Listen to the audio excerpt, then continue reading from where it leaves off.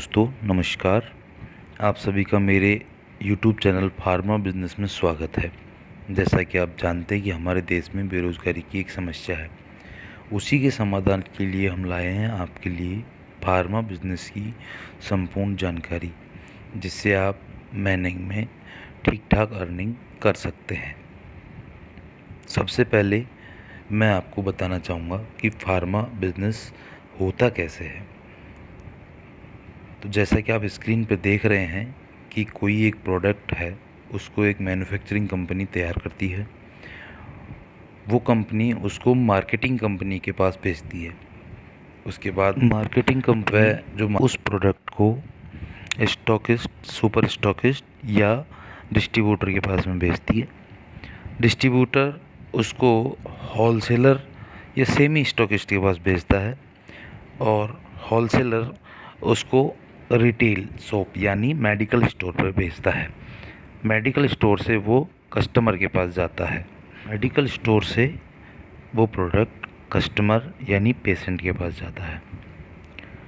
अब हम आज जो बात करने जा रहे हैं वो एक सेमी होलसेलर या सेमी स्टॉकिस्ट के बारे में बात करेंगे, क्योंकि रिटेल का जो बिज़नेस है वो हर कोई नहीं कर सकता है, क्योंकि उसके लिए बी फार्मा या डी फार्मा की डिग्री होना ज़रूरी है। लेकिन सेमी होलसेलर के लिए कोई डी फार्मा बी फार्मा की रिक्वायरमेंट नहीं है।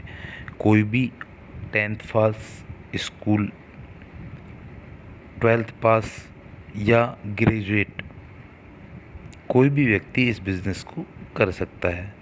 उसके लिए जो भी चीज़ें चाहिए होती हैं उसकी जानकारी मैं आपको बताने जा रहा हूँ। वैसे तो फार्मा बिज़नेस के लिए बहुत सारी चीज़ों की आवश्यकता होती है, लेकिन एक मोटा मोटे रूप पे देखें तो सबसे पहले हमें बिल्डिंग और मशीनरी की आवश्यकता होती है। लाइसेंस एंड सर्टिफिकेट चाहिए होते हैं। Investment, man power, raw material, packing material, transportation और मार्केटिंग, एडवर्टाइजिंग एंड प्रमोशन की आवश्यकता मस्ट है।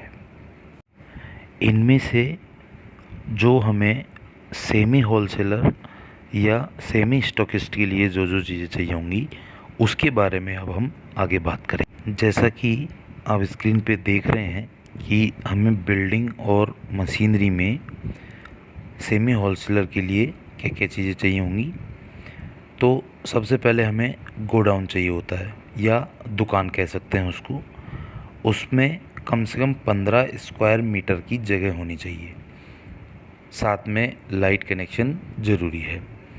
एक कंप्यूटर एंड प्रिंटर चाहिए होता है जिससे हम बिलिंग वगैरह कर सकते हैं। एक रेफ्रिजरेशन चाहिए होता है। एक काउंटर टेबल चाहिए होती है। स्टोरेज रैक और पैलेट्स, और 2 इक्विपमेंट आते हैं पैकिंग के लिए, स्ट्रैपिंग के लिए, जिससे हम कार्टन पैक वगैरह जो करने होते हैं उसके लिए वो ज़रूरी होते हैं। तो ये सारी चीज़ें हमें मार्केट से इजीली मिल जाती हैं और इनमें कोई ज़्यादा खर्चा नहीं होता है। सो हम आप जो फार्मा बिजनेस है उसको करने के लिए नहीं तो रेंट पे कौन कौन से लाइसेंस और सर्टिफिकेट चाहिए होते हैं उसके बारे में बात करते हैं। तो सबसे पहला जो लाइसेंस चाहिए होता है वो होता है होलसेल लाइसेंस, जो कि फॉर्म 20B एंड 21B के नाम से जाना जाता है, जो ड्रग अथॉरिटी से बनता है। उसके बाद में एक फूड लाइसेंस चाहिए होता है, वो FSSAI से बनता है। Goods and service tax number चाहिए होते हैं, जो कि GSTN होते हैं। उसके अलावा अगर आप पार्टनरशिप में कोई बिज़नेस कर रहे हैं तो उसके लिए पार्टनरशिप डीड भी बनवाना ज़रूरी होता है। अब हम इन लाइसेंस और सर्टिफिकेट को बनवाने के लिए जो जो डॉक्यूमेंट चाहिए होते हैं उसके बारे में थोड़ा बात कर लेते हैं। तो सबसे पहले जो डॉक्यूमेंट चाहिए होते हैं वो एफिडेविट चाहिए होता है, जो तहसील या आपके कलेक्ट्रेट ऑफिस के सामने जो कंप्यूटर वाले बैठते हैं वो बनवा देते हैं, और उस पर नोटरी अटेस्टेड होना चाहिए। ये एफिडेविट, ये जो एफिडेविट है प्रोपराइटरशिप और कॉम्पिटेटिव पर्सन, यानी कॉम्पिटेटिव पर्सन जो होता है जिसको मेडिकल का थोड़ा सा एक्सपीरियंस हो, जो जिसकी देख रेख में ये दवाइयाँ बेची जाएंगी, वो कॉम्पिटेटिव पर्सन होता है। दोनों का बनवाना पड़ता है। दोनों कॉम्पिटेटिव पर्सन और प्रोपराइटर एक आदमी भी हो सकता है और दोनों अलग अलग भी हो सकते हैं। इन दोनों का आईडी प्रूफ और एड्रेस प्रूफ, जो कि पैन कार्ड हो गया, आधार कार्ड हो गया और वोटर आईडी कार्ड हो गया, ये चाहिए होता है। कॉम्पिटेटिव पर्सन के लिए एक्सपीरियंस सर्टिफिकेट लगता है, जो कि अगर कोई 10th किया हुआ है या 12th किया हुआ है तो उसको 4 साल का एक्सपीरियंस सर्टिफिकेट बनवाना होगा, और अगर कोई ग्रेजुएट है तो उसको 1 साल का एक्सपीरियंस सर्टिफिकेट लगाना होता है। साथ में एजुकेशनल जो डॉक्यूमेंट हैं उनकी फ़ोटोकॉपी लगती है, जैसे 10th 12th और ग्रेजुएशन की मार्कशीट हो गई। साथ में आपको रेंट एग्रीमेंट लगाना होता है, जो कि यदि आपकी दुकान या जो परमाइसिस है वो रेंट पे है तो रेंट एग्रीमेंट लगेगा, और अगर वो खुद का है तो एक ऑनरशिप प्रूफ आपको देना होगा। साथ में बिजली का बिल लगाना होता है। उसके बाद में वहाँ का जो साइट प्लान है वो आपको लगाना होगा। साइट प्लान तहसील में कोई भी बना देता है, सबको पता होता है कि बिल्डिंग का जो साइट प्लान होता है वो कैसे बनता है। साथ में एक की प्लान होता है, जो कि आपका जो ड्रग ऑफिस है वहाँ से लेकर के आपका जो ऑफिस है वहाँ तक कौन सा रास्ता जाता है वो इंडिकेट करता है, वो की प्लान उसमें लगाना होता है। साथ में जो आपका रेफ्रिजरेटर है उसका परचेज का बिल की कॉपी लगती है।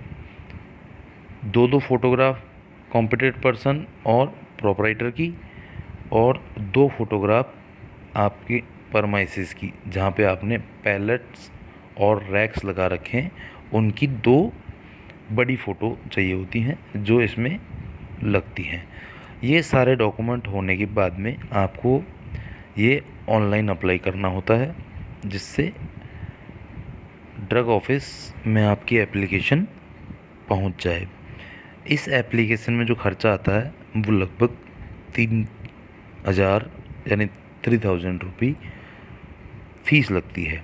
उसके बाद में ड्रग ऑफिस से ड्रग इंस्पेक्टर आपके यहाँ विज़िट करता है, आपके डॉक्यूमेंट वेरिफिकेशन करता है और आपको लाइसेंस ग्रांट कर देता है। इसी प्रकार आपको फूड लाइसेंस में भी सारे डॉक्यूमेंट चाहिए होते हैं और जीएसटी में चाहिए होते हैं। ये सारी चीज़ें होने के बाद में आपका जो ड्रग लाइसेंस, फूड लाइसेंस और जीएसटी 7 से 15 दिन के अंदर आपके पास आ जाती है। उसके बाद आप अपना बिज़नेस स्टार्ट कर सकते हैं। और जो भी होलसेलर दोस्तों, रिटेलर ये और डिस्ट्रीब्यूटर स्टार्ट करने की सारी जानकारी थी। उम्मीद है आपको अच्छी लगी होगी। बाकी जो प्रोडक्ट कहाँ से लेना है, कैसे बिकेगा, कौन सी कंपनी का बेचना है, वो सारी चीज़ों की जानकारी हम अगली वीडियो में बात करेंगे। तब तक के लिए नमस्कार, सब्बा खैर। कृपया मेरे चैनल को सब्सक्राइब करें, लाइक करें और शेयर करें।